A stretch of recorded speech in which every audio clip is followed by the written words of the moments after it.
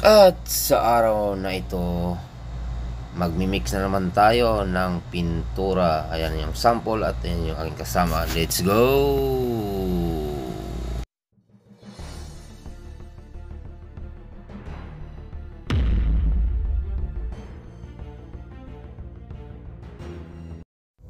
Ayan, welcome back again dito sa YouTube channel, Boss Speedy Painter. At sa araw na ito may bago na naman tayong imimix na kulay.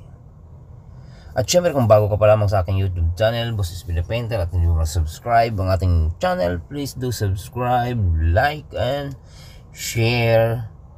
At syempre mag-comment din kayo sa baba at ating masagot kung ano gusto nyong i-comment o anong gusto nyong ipamix.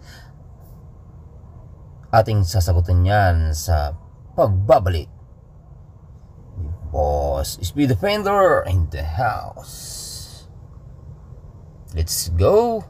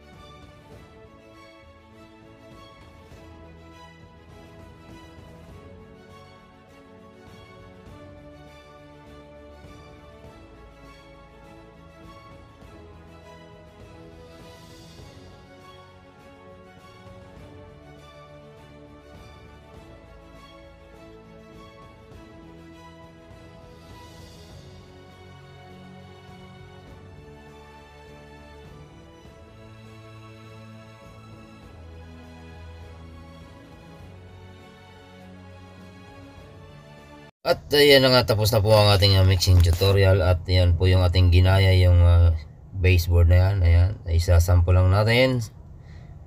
Ayan, at syempre ayan, di na makita ang ating minix saka yung kulay na yan.